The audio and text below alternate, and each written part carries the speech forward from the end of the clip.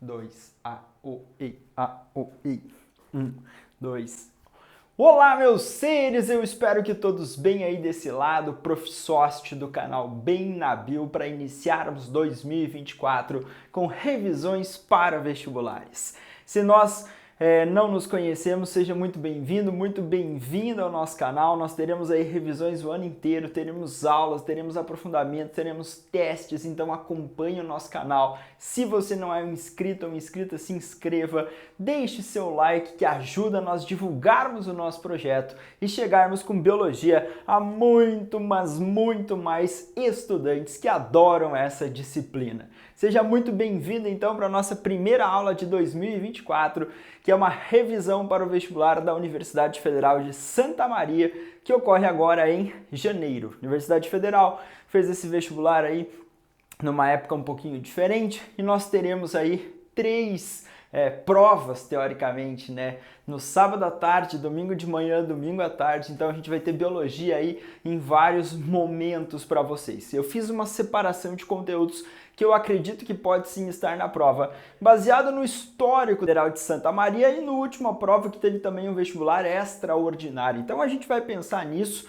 para tentar colocar você aí próximo da prova. Muitas questões que tem itens 1, 2 e 3 para você tomar cuidado, 1, 2, 3, 4, 5 ou mais para você julgar, e assuntos aí que envolvem primeira série do ensino médio, segunda série do ensino médio, terceira série do ensino médio. Então vou fazer essa abordagem geral. Vem comigo. Acompanhe a nossa aula e veja se você lembra desses termos. Aí muitos eu sei que estavam indo num clima de férias, a galera que quer muito Santa Maria eu sei que está estudando aí repetidamente. Então vamos lá. Eu coloquei aqui basicamente um esboço de uma célula eucariótica e a comparação geral. Nas células eucarióticas, a gente vê essa organela bem marcante chamada de núcleo. É a estrutura envolta por membrana e ali no interior a gente tem a maior parte do material genético da célula. Porém, nas células eucarióticas existe DNA também nas organelas, como mitocôndrias, como cloroplastos das células vegetais. A gente vai encontrar lá DNA próprio, mas a maior parte desse DNA está no núcleo das células. Nas células eucarióticas existe um sistema de endomembranas, retículo liso, retículo rugoso, complexo de Golgi, lisossomos, tudo isso faz parte de um sistema de endomembranas. Isso vai compartimentalizar a célula, vai especializar cada localzinho com função específica. Então a prova pode fazer essa observação. Isso a gente não vê nas células procarióticas. Célula procariótica vai ter um compartimento único lá, que é o citosol. Lá no interior eu vejo o material genético, DNA circular, único, eu vejo o RNA, eu vejo ribossomos, que são ribossomos menores quando comparados com as células eucarióticas. Mas basicamente a célula procariótica tem isso, uma membrana, o espaço interno que é o citosol, ribossomos, RNA, basicamente com raras exceções e comparações mais específicas. Também nós podemos comparar a função de estruturas. O ribossomo existe na célula eucariótica e procariótica e realiza a síntese de proteínas. O retículo endoplasmático liso realiza a síntese de lipídios. O retículo rugoso também síntese de proteínas que são direcionadas para regiões específicas das células. Os lisossomos surgem a partir do aparelho de Golgi e eles vão realizar a digestão intracelular. O aparelho de Golgi, o complexo de Golgi, ele vai estar atuando na função de secreção celular. As mitocôndrias estarão associadas a etapas da respiração celular aeróbica para a geração de ATP, sinônimo de energia. E os cloroplastos estarão associados ao fenômeno fotossintético. Então, buscou aí no cérebro que você já estudou, organelas e associar com funções? A prova pode fazer isso com vocês aí nas etapas do referido vestibular. Se eu olhar para a membrana plasmática, essas linhas em azul que o Sócio fez para separar o meio intra do meio extra, ela tem uma bicamada de fosfolipídios. Entre os fosfolipídios existem umas proteínas, existe lá aquele modelo de mosaico fluido de Singer e Nicholson para explicar a estrutura da membrana existem fosfolipídios, como eu citei, e nas células animais, entre os fosfolipídios, também encontramos moléculas de colesterol. Então a gente tem aquela noção da estrutura da membrana. E a membrana está associada à função de permeabilidade seletiva, que é selecionar aquilo que vai poder entrar ou não, ou se movimentar através desses componentes. E quando nós olhamos para um dos movimentos que eu quero que você lembre, movimento de água, do meio hipotônico para o meio hipertônico através de uma membrana semipermeável. E a isso nós chamamos de osmose. Existem um conjunto de proteínas especiais, chamadas de aquaporinas, e elas se expressam na membrana das células, e aí a água se movimenta principalmente por essas aquaporinas ou poros de água. Mas o movimento de água na osmose ocorre do meio hipo para o meio hiper. Lembrando que o meio hipotônico é o menos concentrado, onde existe menos soluto. E o meio hipertônico é o meio mais concentrado, onde existe mais soluto. Mas quem se movimenta na osmose é o solvente, nesse caso, a água.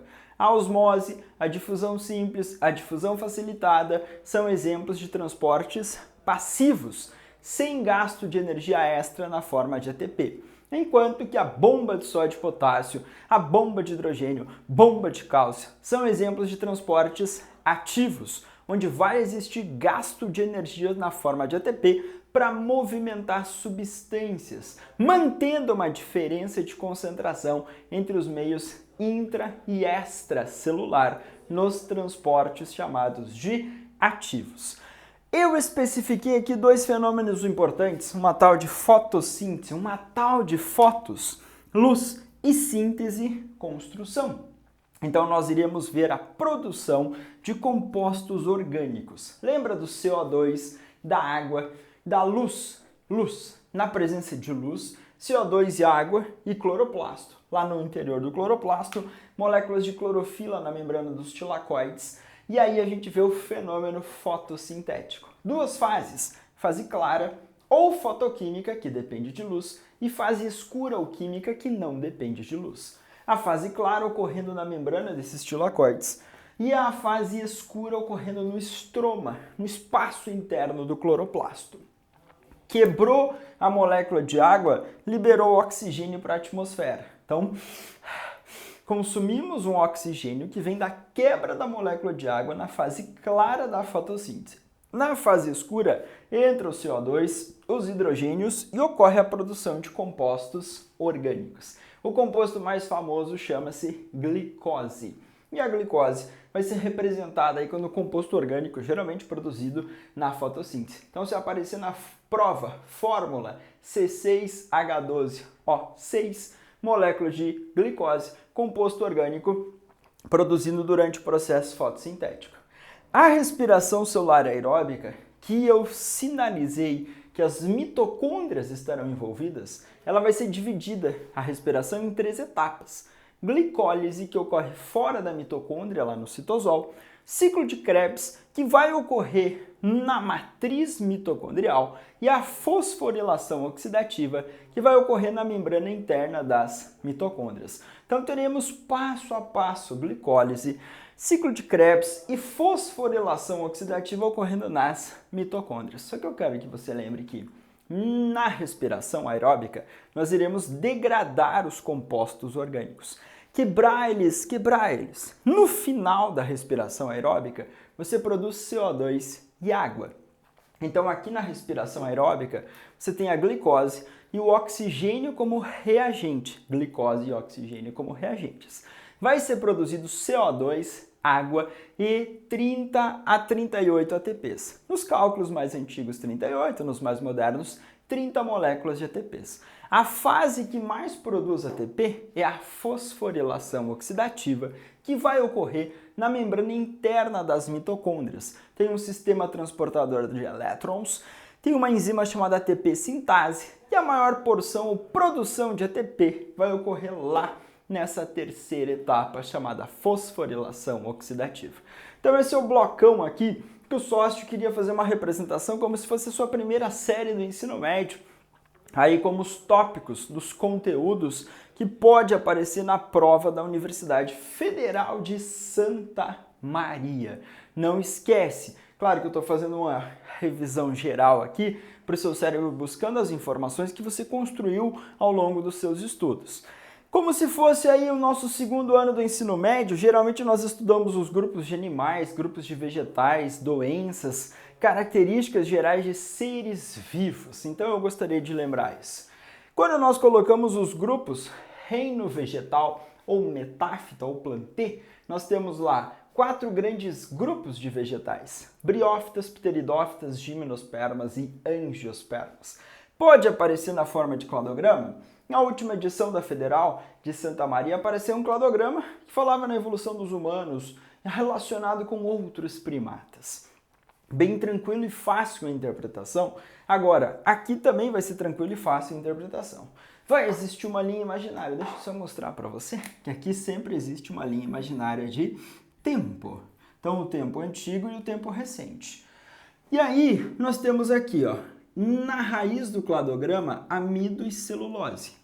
O amido é um polissacarídeo de reserva das plantas. Já a celulose é um polissacarídeo estrutural, está presente lá na parede celular. A parede celular celulósica é comum nos vegetais e também em alguns grupos de algas. E essa parede celular celulósica dá forma, sustenta as células vegetais. Se nós olharmos para o amido, um polissacarídeo de reserva. Então ocorreu a fotossíntese, produziu moléculas de açúcar, vai montar lá a sacarose, que é um disacarídeo. A glicose é um monossacarídeo, a sacarose é glicose mais frutose, um disacarídeo. E se eu pegar glicose mais glicose mais glicose mais glicose e unir e formar um tamanho maior, eu formo um polissacarídeo chamado de amido, reserva de vegetais e também de muitas algas. Esse amido e essa celulose estão aqui na raiz do cladograma. Então eu estou dizendo para você que todos esses grupos, o A, o B, o C e o D, herdaram essa característica ou apresentam essa característica. Agora tivemos aqui um evento. Esse ponto é um nó de um cladograma. E aí surgiu o grupinho A, que é chamado de briófita. Mas apareceram vasos condutores de seiva aqui, ó, nesse ponto do cladograma. E os vasos condutores de seiva surgiram depois do surgimento das briófitas. Então, os vasos condutores de seiva não existem nas briófitas. Lembra que nós vamos chamar as briófitas, os musguinhos, de avasculares ou atraquiófitos. Vivem em lugares úmidos, sombreados e não apresentam vasos condutores de seiva. Então, briófitas.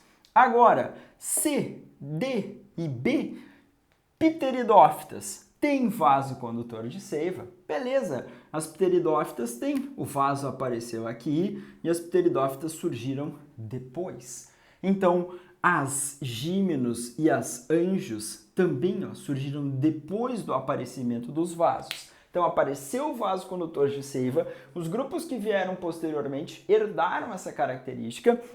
Assim, nós teremos pteridófitas, gímenos e angios como plantas vasculares ou traqueófitas, ou seja, que tem vasos condutores de seiva, que daí vão ter um tamanho maior ou um porte maior. Lembrando que exemplo de pteridófita para a nossa prova, samambaias, exemplo clássico. Se eu olhar para gímeno e anjo, semente, ó, nesse ponto aqui, depois, aqui nós temos surgimento de semente. Uma estrutura chamada óvulo se desenvolve e forma semente, tanto em gímeno quanto em anjo. Então nós chamamos gímenos e angiospermas de espermatófitas, plantas com sementes.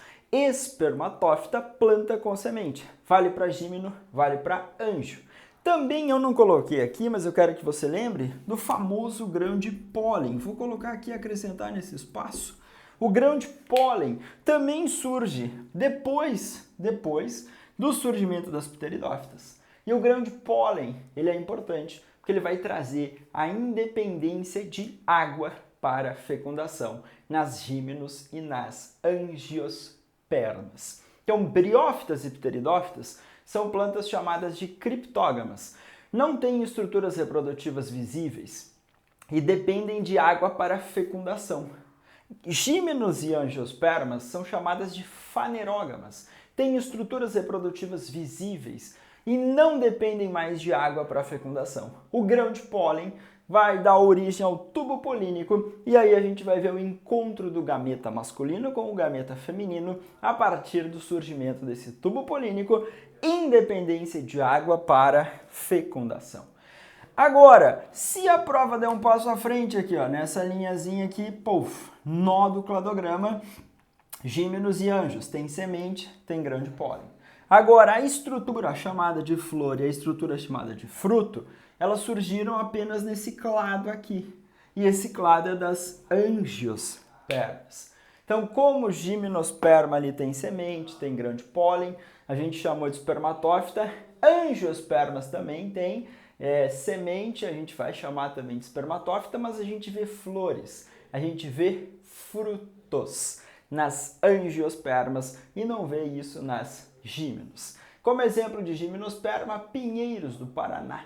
Nós teremos os estróbilos, nós teremos a semente conhecida como pinhão, que é muito consumido principalmente na região sul do Brasil. E se eu olhar para as angiospermas, eu posso dividir em dois grandes grupos, as monocotiledôneas, milho, trigo, cevada, centeio e as eudicotiledôneas. Grupos aí importantes na conquista e na dispersão dos seres vivos nesse planeta na era cenozoica para as angiospermas. Então esses quatro grupos, briófita, pteridófita, gímenos e anjos, encontrando-se nesse planeta maravilhoso, povoando boa parte desse planeta maravilhoso, permitindo que muitos animais explorassem esses vegetais como fontes de alimentos. Não esqueça que os vegetais, de uma maneira geral, são pluricelulares, são eucariotos e são autotróficos, realizando o fenômeno chamado fotossíntese, produzindo os compostos orgânicos. Ô Sócio, mas lá na célula vegetal, além do cloroplasto, isso aqui é uma célula vegetal, além do cloroplasto, eu vejo também as mitocôndrias. Vou falar a verdade. Nós teremos produção dos compostos orgânicos através da fotossíntese e a degradação através da respiração celular. Então, nas células vegetais, eu posso encontrar mitocôndrias, cloroplastos, eu posso ter essa diversidade de estruturas no interior da célula desses seres pluricelulares, eucariotos e autotróficos, os vegetais. Já dentro do reino animal, nós temos seres chamados de pluricelulares, eucariotos e heterotróficos. Ou vamos filtrar os alimentos, ou vamos ingerir esses alimentos, ou absorver eles de diferentes maneiras do ambiente. Mas se eu olhar para o animalzinho não consegue produzir o seu próprio alimento. Ele vai precisar utilizar compostos orgânicos produzidos por outros seres vivos. Dentro do reino animal nós temos aqueles montes de filos, que geralmente também aparecem em cladogramas. Poríferos, quinidários, plateumintes, nemateumintes, moluscos, anelídeos, artrópodes, equinodermos e cordados. 9 grandes filos aí estudados no ensino médio. E aqui eu destaquei alguns. Plateumintes, os vermes achatados dorsoventralmente, como as planárias, as tênias, os esquistossomos. E esses plateumintes aqui têm uma caracterização legal, porque alguns são parasitas humanos e causam doenças. Então, se aparecer na prova de Santa Maria teníase, cisticercose, esquistossomose, você vai associar isso a doenças causadas por plateumintes. Plateumintes, vermes parasitas. A teníase a gente vai adquirir ingerindo carne suína ou bovina contaminada com a larva cisticerco. A cisticercose, principalmente pela ingestão de ovos da Taenia solium. E a esquistossomose, pelo simples fato de entrar em rios e lagos contaminados com caramujos que tenham lá Esquistossoma mansoni numa fase larval saindo deles. A fase chamada de cercária sai dos caramujos, penetra na pele humana quando a gente entra nos riozinhos e lagos de água doce contaminado.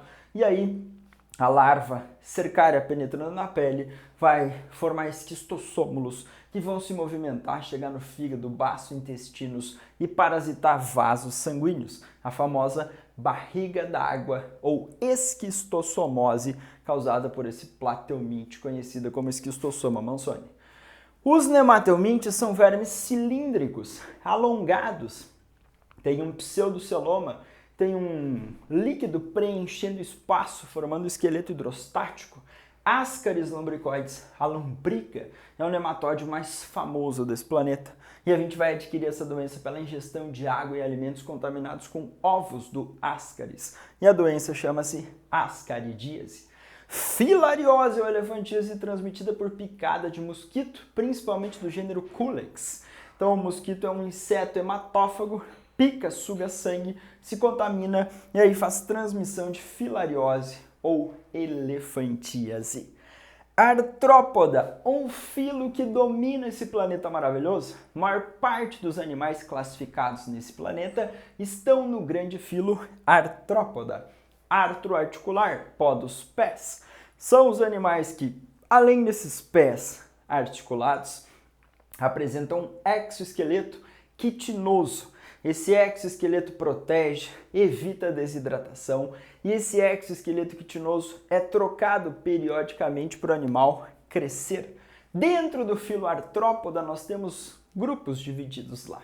Nós temos subfilos, classes, mas pega o nome geral, insetos. Você vai lembrar de animais com cabeça, tórax, abdômen, 2 antenas, 6 pernas, excretam por túbulos de Malpighi, respiram por traqueias.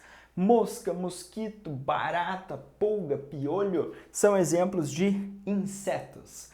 Aracnídeos, animais que têm cefalotórax e abdômen, têm 4 pares de pernas, não têm antenas, respiram por filotraqueias e excretam por glândulas chamadas de coxais. Aranhas, escorpiões, ácaros, carrapatos são exemplos de aracnídeos. Crustáceos têm cefalotórax e abdômen, 2 pares de antenas, ou seja, 4 antenas nos crustáceos, 10 ou mais pernas nos crustáceos, representados por lagostas, siri, camarão, e no ambiente terrestre os tatuzinhos de jardim são crustáceos bem famosos. Dentro do filo Chordata tem uma partezinha chamada subfilo Vertebrata ou dos vertebrados. E nesse subfilo Vertebrata ou dos vertebrados estamos nós, eu, você e eu, como grande grupo de mamíferos. Mas eu fiz aqui uma ideia evolutiva daqueles vertebrados do ambiente aquático. Peixes, vertebrados gnatostomados, que têm mandíbula.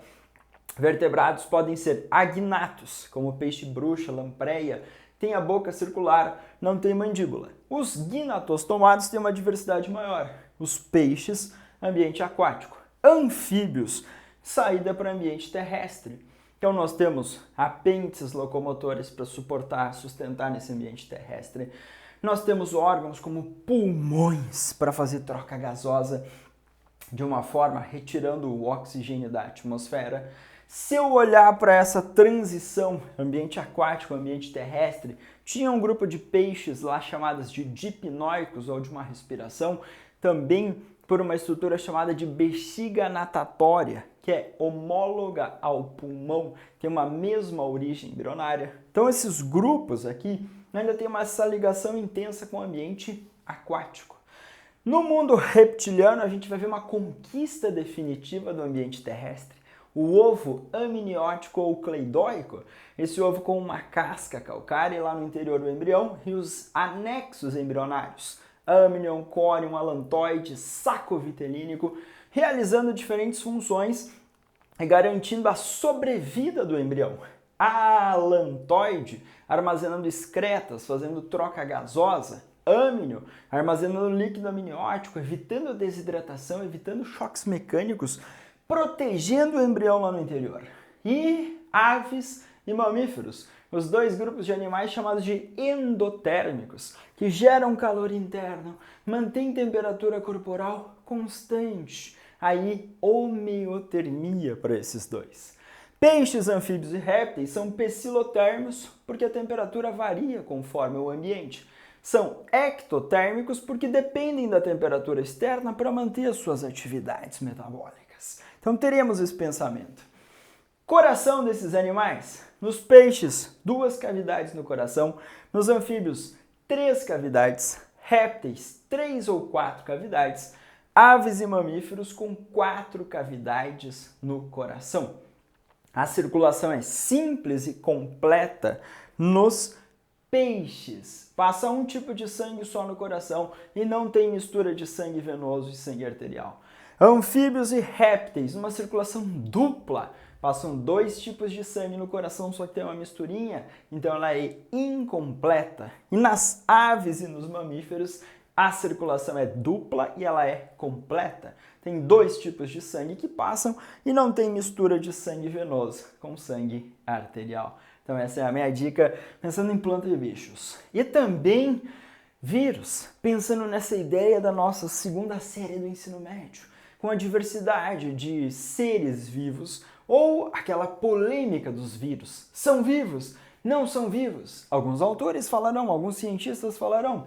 Eles não são vivos porque não têm célula, então acelulares. Eles não têm metabolismo próprio, então ametabólicos. E eles são parasitas intracelulares obrigatórios para manter os seus papéis biológicos. Agora outros autores vão falar, opa, mas eles têm uma composição química interessante, eles têm material genético, eles sofrem evolução, eles sofrem mutações, então eles são vivos. Então nós temos a polêmica entre dizer que é ou que não é vivo. Alguns autores chamam eles de piratas biológicos ou formas muito alternativas de vida. O que nos interessa para a prova da Federal de Santa Maria é que essas características são marcantes. O vírus pode ou não ter um envelope aqui ao redor. Então alguns vírus são envelopados, outros não, como o vírus da AIDS, o vírus da gripe, o vírus da Covid, são envelopados. Ao redor do capsídeo, essa estrutura em laranja aqui é o capsídeo. E esse capsídeo é proteico e ao redor um envelope lipoproteico. Aquele vírus roubou da célula quando ele estava lá no seu processo de formação. Protegido pelo capsídeo, nós temos um material genético, que nos vírus pode ser o DNA, daí os vírus são chamados de adenovírus, ou vírus de RNA, são os ribovírus. DNA ou RNA como material genético em vírus. Sempre que eu pensar nas células, o material genético das células é o DNA. É ele, DNA, que realiza aquela capacidade de duplicação. Lembra do pareamento? Adenina, timina, citosina, guanina. 2 pontes de hidrogênio entre adenina e timina, 3 pontes de hidrogênio entre citosina e guanina, pareamento específico, separa as fitas, duplica, fazia a cópia. E também o DNA organiza a síntese de proteína. Então, na célula, o material genético é o DNA. Nos vírus pode ser o DNA ou o RNA. Doenças causadas por vírus são chamadas de viroses. Dengue, febre amarela, AIDS, gripe, Covid, sarampo, raiva, hepatite são algumas viroses que eu gostaria que você lembrasse para a prova de Santa Maria. Então são doenças causadas por vírus e têm diferentes formas de transmissão. Febre amarela e dengue são arboviroses, viroses transmitidas por artrópodes. No caso, mosquito, o mais famoso de todos, Aedes ou Aedes aegypti. Esse mosquito aí adaptado às condições em ambiente urbano, picando e fazendo a transmissão. Febre amarela, calendário de vacinação e já somos vacinados há bom tempo. Dengue começa esse ano, 2024, vacinação para a população brasileira. Então aí as vacinas são uma forma de profilaxia, ou seja, de prevenção. Usar inseticida, mata-mosquito, telas, também são formas de prevenção, ou seja, são medidas profiláticas. Essas medidas profiláticas, como o nome sugere, prevenção. Agora, se eu olhar para a vacina, a prova pode lembrar que a vacina pode conter vírus inativados. E aí a vacina contém antígenos e estimula o seu organismo a produzir anticorpos e células de memória a partir daqueles linfócitos, glóbulos brancos do nosso sangue. AIDS, síndrome da imunodeficiência adquirida, causada por um retrovírus. Retrovírus é um vírus que tem RNA como material genético e a enzima transcriptase reversa. E aí, a partir desse RNA como material, é montado um DNA. E esse DNA montado vai se incorporar ao DNA das células e vai formar lá uma misturinha de DNA viral, DNA celular, que a gente vai chamar de provírus, num ciclo chamado de lisogênico desse vírus. Quando linfócitos TCD4 se multiplicam, o material genético do vírus HIV vai estar lá e vai sendo passado para as células filhas e já vão carregar essa informação. Então, um vírus muito astuto, o HIV, o vírus associado a AIDS, síndrome da imunodeficiência adquirida. Uma transmissão principalmente aí por vias sexuais, mas também transfusão de sangue, aleitamento. A gente pode ter passagem via placentária do vírus. Gripe, Covid, sarampo, secreções, gotículas de saliva, e a gente faz a transmissão para os humanos ao nosso redor. Raiva, associada a mordeduras, arranhaduras de cães e gatos. Tem vacinação para esses animaizinhos nesses ambientes urbanos para evitar que o vírus chegue até nós. Nos ambientes silvestres, morcegos também fazem a dispersão desse vírus. Hepatites, temos vários tipos. A hepatite A tem uma contaminação que nós chamamos de fecal oral. O vírus sai, contamina água e alimentos, faz ingestão. B e C, por contato sangue, fluidos reprodutivos. E aí a gente tem vacinação também para essas hepatites. Então a gente tem uma preocupação de doenças causadas por vírus e a forma de transmissão. Eu tenho uma preocupação para Santa Maria com verminoses e também a forma de transmissão. E pensando no que seria a nossa terceira série do ensino médio, geralmente ecologia, genética são muito estudados nessa terceira série do ensino médio, pensando na programação da Base Nacional Curricular Comum desse país maravilhoso. Quando você pensa em ecologia, você conhece a ecologia. Você não perde nenhuma questão de ecologia e você organiza todas as suas ideias. Eu coloquei aqui para nós o pensamento daquela ideia de fluxo de energia. Por quê? Porque isso é muito estudado e as provas muitas vezes lembram. Quando eu olho para uma cadeia alimentar, eu tenho lá produtor, consumidor primário, consumidor secundário. Então o capim aqui está sendo representado como produtor, geralmente gramíneas, monocotiledôneas, recebendo luz, realizando a fotossíntese, produzindo os compostos orgânicos. Ok, vai construir o corpinho dela. Vem lá a capivara, que é um mamífero, e se alimenta. Então parte da energia é transferida, de 5 a 20% dessa energia é transferida. Essa transferência a gente chama de eficiência ecológica ou eficiência de cadeia. Depois, a capivara se alimentou. Parte do que ela comeu vai sair nas fezes. Parte do que ela comeu não vai ser digerida, não vai ser utilizada. Parte vai ser utilizada. Parte ela vai perder para o ambiente na forma de calor. Parte vai construir o corpinho dela. E aí ela vai transferir para a onça 5 a 20%. A onça, nesse caso, um consumidor secundário, um animal carnívoro, vai receber menos energia. Por quê? A energia sempre diminui ao longo dos níveis tróficos. Então lembra daquela representação de cadeias alimentares que pode ser através de pirâmides. Pode ser pirâmide de número, de biomassa ou de energia. E a pirâmide de energia, ela jamais vai aparecer de forma invertida. Então ela aparece de forma direta ou direita, que essa energia vai diminuindo ao longo dos níveis tróficos. O que acontece no ambiente se eu aumentar a população de onça? Aumentei a população de onça, introduzi mais lá. Vai reduzir a população de capivara. E aí aumenta a população de capim. Então cuidado que a prova pode trazer introdução, retirada, liberar uma caça, o que pode acontecer? Introduzir uma nova espécie de um outro ambiente, o que pode acontecer? Então geralmente isso vai promover desequilíbrios nesses ambientes, nessas cadeias ou teias alimentares. E isso vai afetar essas relações ecológicas. Competição é uma relação ecológica que pode ser entre seres de uma mesma espécie, intraespecífica, ou entre seres de espécies diferentes, interespecífica. Lembre sempre que a competição é uma relação ecológica em que os indivíduos perdem. Então a relação sempre é desarmônica. Ela pode ser intra ou interespecífica. Intra, entre seres de uma mesma espécie, inter, entre seres de espécies diferentes. Predatismo, onça-predador, capivara-presa. Uma relação interespecífica desarmônica. Parasitismo, pode ter um carrapato na capivara. Esse carrapato é um aracnídeo, pica e suga sangue. Pode transmitir a febre maculosa causada por rickettsia, rickettsii.